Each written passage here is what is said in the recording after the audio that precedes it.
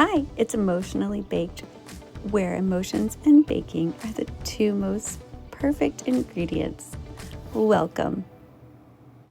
Hi, and welcome back to our next episode. Today we are doing Pecan Pie Bars and talking about protuberance. Now I know protuberance is a big word, and I really don't use it in everyday life, but basically I'm talking about being perturbed.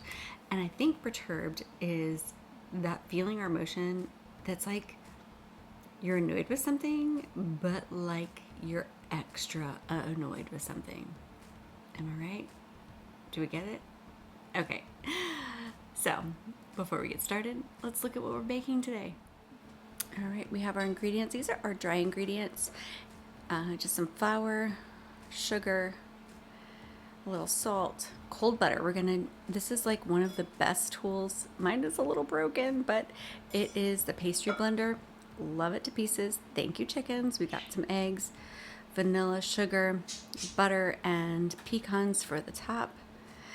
And we're gonna get started. This is a recipe I will link where it is found below that I found on Pinterest, and let's get started. All right, so I got my bowl of my dry ingredients with my pastry blender, and I don't know about you, but I think one of the reasons why I like baking when I'm emotionally perturbed is that I can kind of get out emotions through doing, and there's nothing better than like going at butter and flour and all the things with the pastry blender and just like taking your aggression out. I think the same with like when you're doing like dough and stuff and you have to knead it or anything. It's just the best feeling to get all of your emotions out. My fingers are clean, my hands are clean. So I'm making this for a dinner I'm having with my family this evening. We usually get together once a week, so that's what we're doing. But it should be yummy. And I have tons of pecans. Now, I'll tell you, I have tons of pecans because my wonderful stepdad gave me them for Christmas. Like, he literally gave me a huge, I believe it to be a 5-pound bag of pecans, and you know how expensive those things are. So this was very nice, very, very nice. So I'm gonna go ahead and mix mixture into a pre-sprayed pan and bake it while we're doing the other stuff. So I had to go back and look at the recipe to make sure that it was correct, that I don't, after it's mixed up, that I don't add any water to it. Usually when I make a crust, you do. And this one said no, so we'll see. All right, so perturbance, being perturbed, extremely annoyed. I had several instances this week where I was extremely perturbed. And it seemed to have all been with medical stuff. And I don't understand. Like, I honestly don't understand. It was like medical appointments and medical things. So the first one being, now if this has ever happened to you, it could happen to you, it could happen to one of your family members, you'll understand like how eternally perturbing this is. So so my son, I have a little one, he had a dentist appointment to get a tooth filled, and they didn't have any other times of the day for him to come except for on in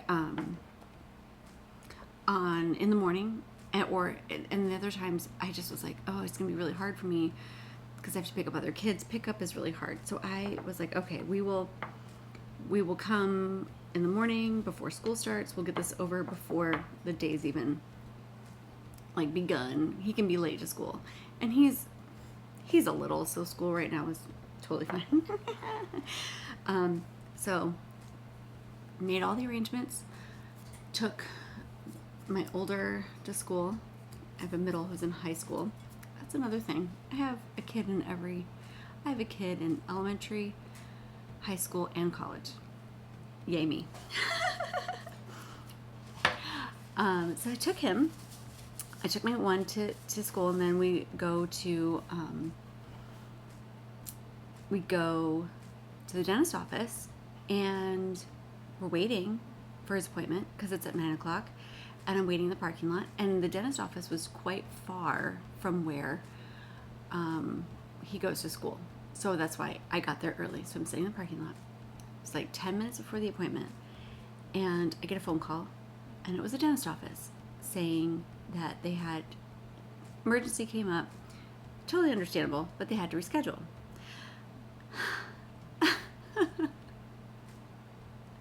I was a little perturbed because I spent all morning rearranging my schedule, or making a different schedule, and then driving all the way out to the dentist, and oh my, and now we have to make it, like, we have to reschedule because, yeah.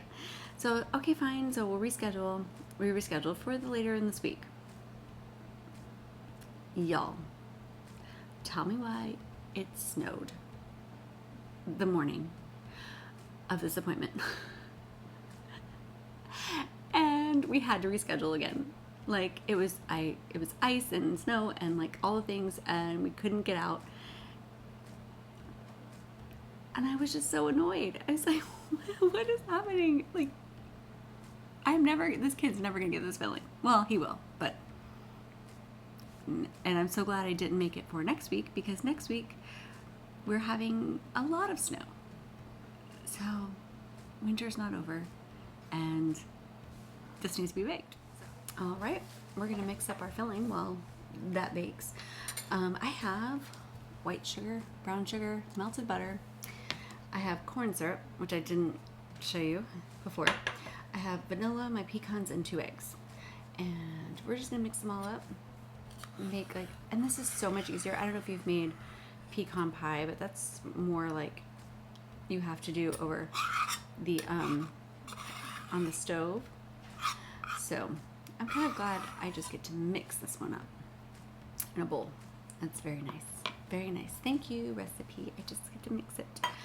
Alrighty. And just gonna do, now it says, what did it say, like a teaspoon? Oh, I'm halving this. If you're not a math person like me, halving a recipe is quite tedious, especially when it's 3/4 of a cup. Because, right? So, usually when it's like half, I can't even do the math. Like, I will take a 1/4 cup. I'll be honest with you. I'll take the 1/4 cup and I'll do, so it's like 3, so 3.5. Okay, so I'll do the 1. So I know I need to do half of the second quarter. So I'll just measure what I think is half in the 1/4 cup measure. I know that's not how you do it, but my brain is just, it's not there. It's just not there. So I'm gonna go ahead and crack these eggs that my lovely chickens gave me. I'm guessing they're thinking that winter is over, but that's not so in terms of our weather. Our weather seems to be very crazy. So, but thank you, chicks. I appreciate it. So anyways, my more perturbing things with the doctors this week. So today, my son, another son, my middle, he has a follow-up appointment at his doctor's. Ooh, beautiful. I probably should have set a timer on my oven. We'll take a look at it in a few minutes. Anyway, so my middle son had a follow-up today, and his follow-up was for something he had done, a medication he had done prior 2024, and they call me and tell me that, oh, we don't understand why you're coming in today, because he's already I think it was like a booster shot. He's already done it. Like, he's already done his booster shot. And I was like, well, I didn't make the appointment. You guys made it the last time he was there to say, like, he needs to get the booster in this many amount of months. And I said, okay. You make the appointment. And the lady was confused, and I was confused, and like really, really confused, because she said he'd already had the follow-up, and I don't remember the follow-up. So I got to talk to the doctor. We chit-chatted. Seemed like because of the, the bad thing that happened in 2020 that shut us all down. Yeah. So because of that, their computer system wasn't working properly and had kind of done an oopsie and didn't tell them that my son had already had said booster. And he got another one. But he got the other one 3 years later. So, and they said it was fine and he was okay and it's nothing to worry about. But that really made me annoyed. It really made me annoyed because it was like, we're trying to be, diligent and taking care of all the things. And then there you go. I think this protuberance and annoyance, I think it mainly rears its ugly emotional, self when there's a lot of other things going on. Oh, if you can see, I turn the camera a little bit. You can, and if you're just listening to this on, just by audio, you can see my refrigerator in my picture, or in my video. I love my refrigerator. Maybe I'll showcase her sometime and have my video more pointing over there. On the side there's magnets. They're just my books that I like to read. I did that last year to kind of like my own little, calculating of the books that I read that I thought were fun. So anyway, protuberance, I feel, and being this extra annoyed, this over annoyance of things does definitely come from, at least for me. Remember, I should give my disclaimer. I'll disclaimer now. I'm not a doctor. This is just me surmising that when we have so much going on in our lives in a particular time span, whatever is going on, that feeling of just your general annoyance, just general things that you would be annoyed at, I feel like is super heightened because there's so much other things going on around you, whether it be things in the world, things in your life, and it can over-exacerbate any emotion. But I feel like annoyance is an easy one. Annoyance is an easy one to manifest into protuberance because of that just building of what's going on around us. I don't know. I don't know if that's a right statement, wrong statement. It's a statement that I am working through right now in my own brain because of how perturbed I am over this week. And I look at it and I do say, there was a lot of things that did happen this week that kind of made my annoyance even more. So I am kind of thinking it might be true for me personally. All the driving that I had to do this week, going back and forth from schools and appointments and things, really heightened my annoyance of, once again, I have to drive to another appointment or a rescheduled appointment. So I think that's where the protuberance started coming in. I was just a little annoyed, but then now I'm more. And then I did have some other things happen to me, which I might go in later because it gave me a little PTSD. I could do that with a pie, PTSD and pie. Might do it later. I had a little bit of that this week. Something flared up and I just had such a heightened emotion from that. And I can see where that came in and kind of made the other things I was feeling this week kind of get more and more heightened. And then there was like activities at school and activities, that the kids needed to participate in and things that I wasn't prepared for, because I'm not prepared all the time. And that made me more annoyed this week, and it just kept building and building and building. And I will tell you, it's resulted in a lot of baking this week. That's like the underlying, I think protuberance was the underlying force of all my baking this week, is because it was so much piled on. And I was getting so with it all, do you know? We're gonna take a break. We're gonna see where our crust is at. I'm baking it at 350, and we're almost to it said to bake it for about 18 minutes. We're at 13 minutes, so maybe like 5 more minutes. I'm just gonna check it. I was kind of confused at the not making it a full batter, like not adding, or a full crust, not adding any water to it. That kind of worried me just a little bit. I don't know what the reason for it was. I mean, I'm sure that the butter is going to melt into the flour and the sugar, and it's going to create a crust. I'm crossing my fingers. If you ever need to make a simple crust, to do a flour, salt, sugar. This is for sweeter things. I wouldn't say for like anything savory, but a flour, sugar, a little salt, and some cold butter that you kind of blend in is a really good